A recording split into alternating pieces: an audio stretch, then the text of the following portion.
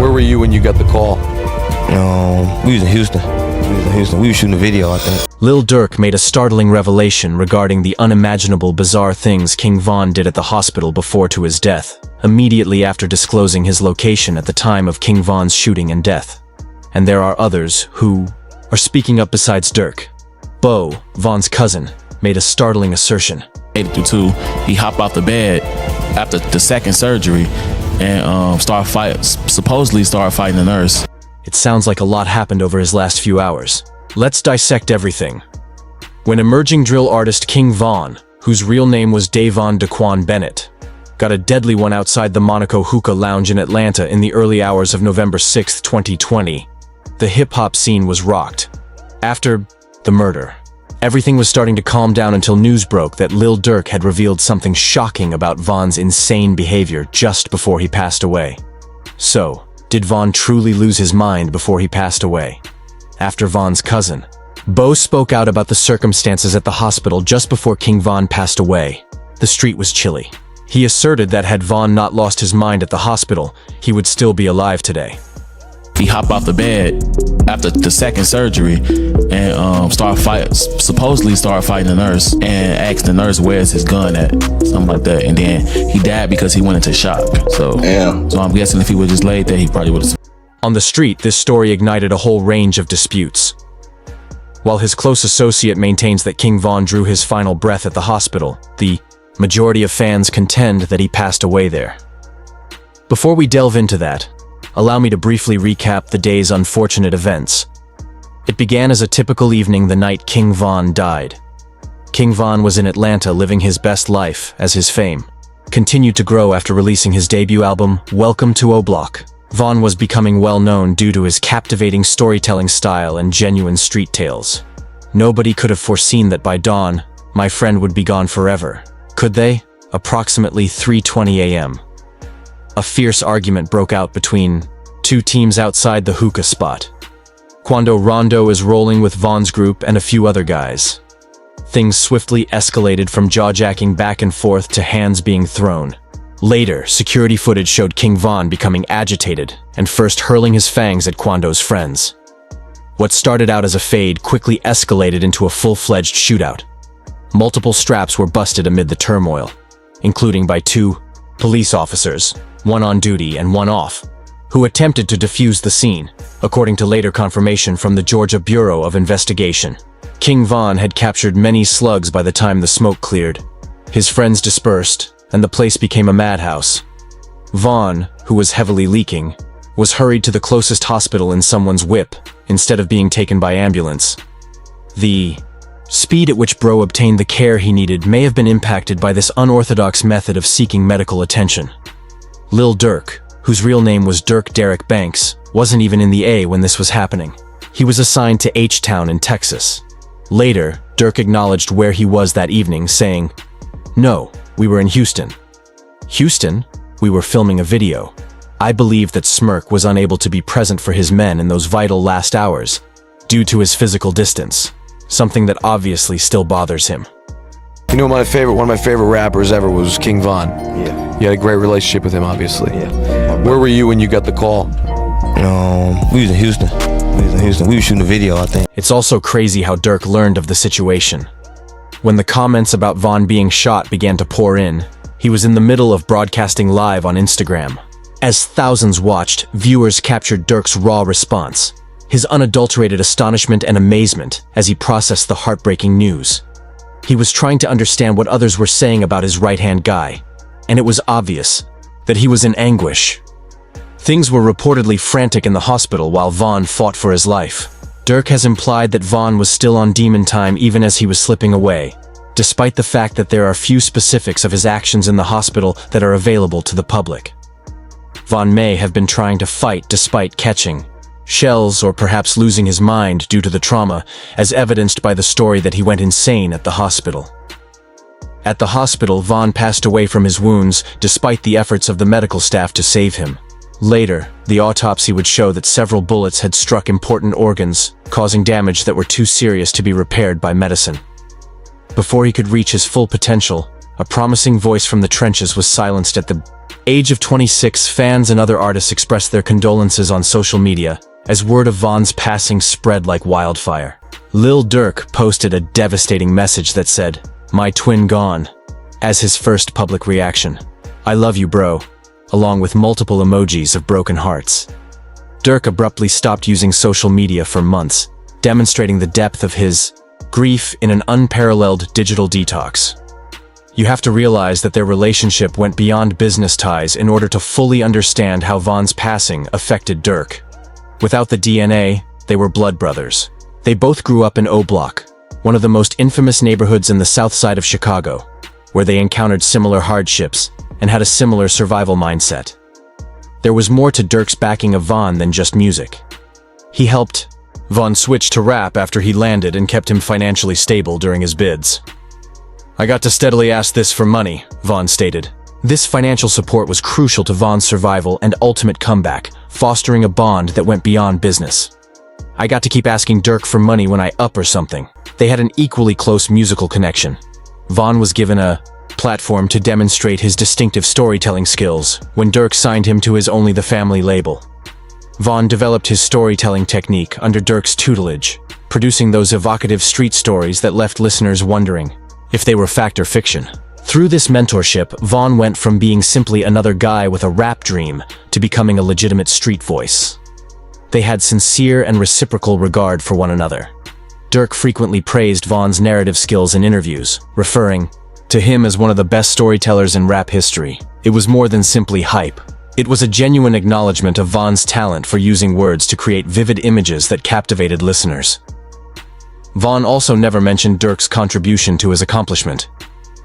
Von described in his No Jumper interview how Durk would physically place him in ways that would draw attention to him, get him to interviews, and open doors for him to grow in his career. Von said, "He come on, business down here," demonstrating how Durk was actively putting him in positions that would increase his exposure and advance his artistic career. King Von embodied Durk's optimism for the future in many respects. The emergence of a gifted artist demonstrated that there was a way out of the trenches. Von's promising career wasn't the only thing that ended with his death. Durk's vision for his larger aim of putting on for Chicago was severely damaged. In addition to marking King Von's passing, the events of November 6, 2020 also represented a significant turning point in Lil Durk's professional and personal lives. His next movements, songs, and life decisions would be significantly impacted by the loss of his closest friend, whom he referred to as his twin. This tragedy's resulting sadness, rage, and sense of duty would ultimately set off a chain of events that still happen today. The legacy and the aftermath. The legislation was in motion even as Von's death was still being processed by the streets. Timothy "Lul Tim" Leaks, a 22-year-old Quando Rondo affiliate, was charged with felony murder in connection with Von's murder on November 7, 2020, a day after the incident. While Leaks was receiving treatment at Grady Hospital for a gunshot wound, police seized him, indicating that he was also struck during the tumultuous altercation. A timetable appeared to be clearly laid out by the arrest. During the fight outside the hookah lounge, someone in Quando Rondo's camp had shot King Von dead. When security footage of Von hurling his hands first and running at Rondo-affiliated individuals surfaced online, this version of events gained more credibility. Everyone was playing detective thanks to the widely disseminated footage, which caused more confusion than it did clarity. About 4 months after being imprisoned, Timothy "Lul Tim" Leaks posted a $100,000 bond and left on March 27, 2021. Von's supporters and acquaintances were incensed at this development. Many questioned the system when they realized that Von was gone forever and the claimed shooter was back on the streets. When Leaks's felony murder charges were dismissed on August 20, 2023, before the case even reached official indictment, it took an unexpected turn. Leaks' attorney Noah Pines confirmed the dismissal, stating that prosecutors determined the shot was lawful under Georgia's Stand Your Ground statute. This legislation permits the use of lethal force without the need for retreat if a person has a reasonable fear of danger. The decision to drop the charges was divisive and provoked intense discussion. Fans and family members of Von felt as though the system had let them down. It confirmed for Quando Rondo's supporters in camp that Leaks was merely shielding Rondo from an assailant. An already volatile scenario was made much more incendiary by the legal outcome, or lack thereof. Fans launched a grassroots campaign to get Lil Durk to slide for Von as there was no sign of judicial justice. This statement, which was taken directly from street slang, was essentially followers pressuring Durk to exact retribution for the loss of his friend. There was constant pressure on Durk to retaliate violently, particularly on social media sites where followers freely expressed their expectations. Durk's alleged inaction was directly criticized by a Reddit member whose remark received 7 upvotes. Durk ought to have slid for Von, without a doubt. They resembled brothers. Furthermore, I am positive that if my brother had been popped, one of us would have died. Von would have definitely been there at them. Social media was rife with this feeling, which led to a culture where Durk's devotion to Von was continuously questioned. The Von movement slide illustrated the perilous nexus between street code and fan culture. Durk found himself in a precarious situation. Disregard the calls and appear disrespectful to Von's memory, or react violently and run the possibility of being charged with a crime or worse. Durk's behavior and music during this time were characterized by a heavy load that resulted from the combination of these expectations and his own tragedy. Even while Durk maintained his dignity in public, rarely displaying emotion during appearances or interviews, his suffering manifested itself in different ways. He regularly included Von's name in his songs, played Von's songs live, and included visual allusions to Von in social media posts and music videos. The purpose of these tributes went beyond merely preserving Von's memory. They served as a means for Durk to cope with his loss. We never seen that moment. We never seen that moment where you're like, yo, listen, I'm going through a lot right now. Just give me some time. And I've always said, damn, does he mourn? You know, obviously you lost. Everybody mourn. You know, everybody show emotions, but I just can't see myself just doing this. Damn, man, this crazy, man. It's like Nearly 2 years after Von's passing, on August 19, 2022, a shooting occurred at a petrol station close to the Beverly Center Mall in Los Angeles. Quando Rondo seemed to be the intended target, but his cousin Xavier, Lou Pab Robinson, was killed by the bullets instead. Later, the ongoing aftermath from King Von's killing would be linked to this terrible event, implying that another victim had been taken in the cycle of revenge. The attack on Quando Rondo's men, which killed Lou Pab, was a significant turning point in the conflict between the King Von and Quando Rondo camps. After the shooting, no one was arrested right away, but investigations were started that would soon yield startling information concerning coordinated retaliation. Despite these tumultuous times, King Von's reputation grew stronger. What It Means to Be King, his posthumous album, was released in March 2022 and peaked at number 2 on the Billboard 200, demonstrating the continued popularity of his music even after his death. This financial achievement solidified Von's status as a prominent hip-hop personality whose impact went beyond his brief tenure in the industry. One of Von's greatest contributions to drill music has been acknowledged to be his storytelling skills. This was highlighted by Durk himself, who referred to Von as one of the best storytellers in rap history. Von's most renowned artistic attribute and the foundation of his career is his narrative prowess, which enabled him to create striking cinematic depictions of street life.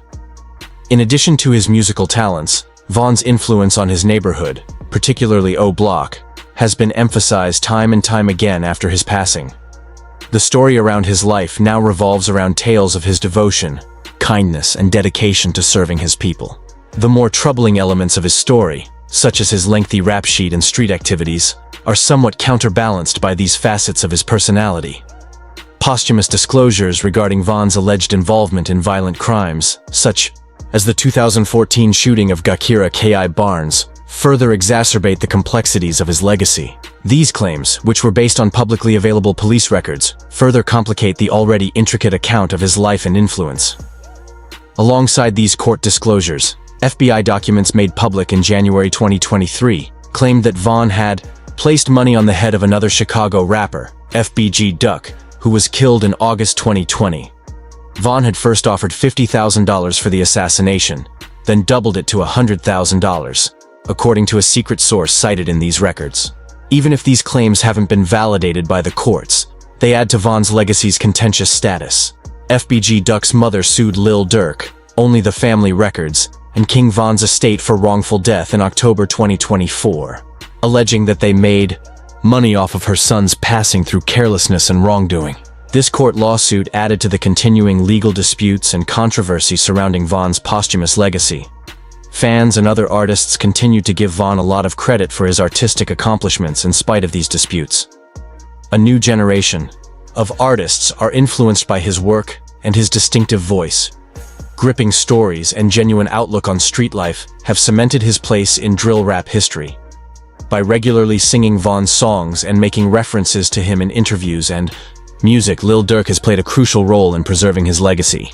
Durk responded, "You go in there like that's how powerful it named me," when questioned about this technique. "I warned him that if he didn't rap, I was one of those people who always lives on the outside. But naturally, I'm always keeping it alive." Von's dedication guarantees that his creative efforts will continue to be seen by audiences and have an impact on society. King Von's killing also brought to light the tremendous pressure that fans, particularly those from neighborhoods where street justice is accepted, may put on artists. There was a concerning blurring of the boundaries between fun and actual violence in the Von campaign, which was spread on social media. They used to say, but you also mentioned a song. They be like, they be saying "Slide for Von." I think they trolling me. Yo, by the way, that song is fire. I ain't gonna lie. For some reason, I just don't see the comments no more. Important concerns regarding audience accountability and the effects of such expectations on the behavior and mental health of artists are brought up by this phenomena. Following Von's passing, Lil Durk has undergone significant personal and professional change. His songs now have a more introspective tone and frequently touch on themes of resiliency, loyalty, and grief. Following Von's passing, his album Almost Healed delves into themes of trauma and the continuous healing process. As Durk has acknowledged while talking about his sadness, the title itself admits that certain scars never completely heal. After Von's death, the ongoing story took a dark turn with the hit on Quando Rondo's team and the death of Lil Pab. This episode was a major escalation that would ultimately have far-reaching effects for everyone involved, even though the entire details would not be disclosed until subsequent judicial processes. Lil Durk's October 25, 2024 court case. When Lil Durk was arrested on serious federal charges close to Miami International Airport, the rap community was shocked. This was significant federal heat, including conspiracy to commit murder for hire, not just a small legal dispute. The arrest was carried out by U.S. Everyone in the culture was talking about marshals. The hip-hop community's response to Durk's booking was one of utter shock. When he broke down on his live stream, DJ Academics, who has covered Durk and Von extensively during their careers, said, "Man, I fell down to my knees when the law came out." I'm muted. Hold on. I'm about to be muted back again. Hold on. I'm gonna tell you right now.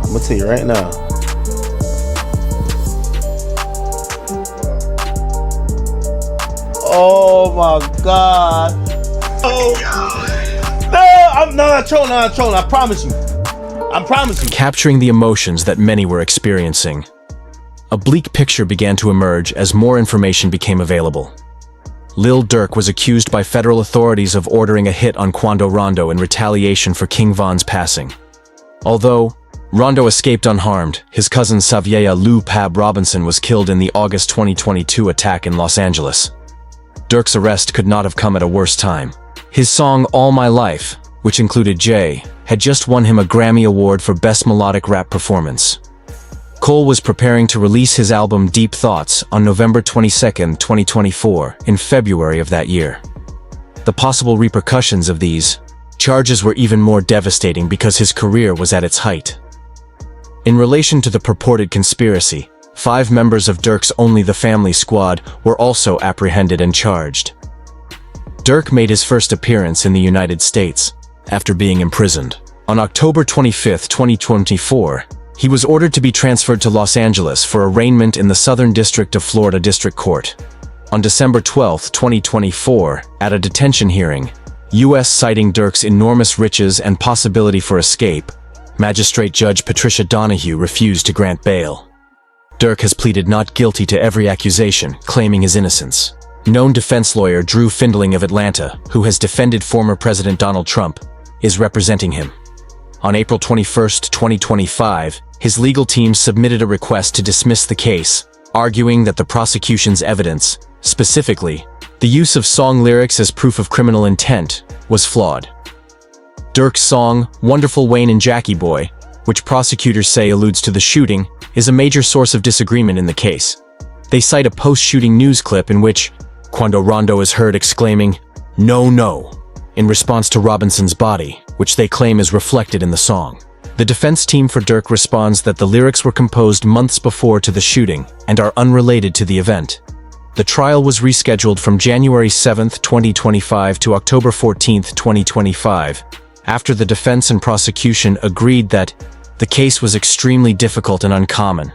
The overwhelming volume of evidence, more than 20,000 pages of papers and more than 230 gigabytes of digital evidence, is what causes the difficulty. In addition to the criminal accusations, Durk is currently facing a civil wrongful death case brought by Saviea Robinson's mother, Andrea Laquila Robinson, on February 26, 2025.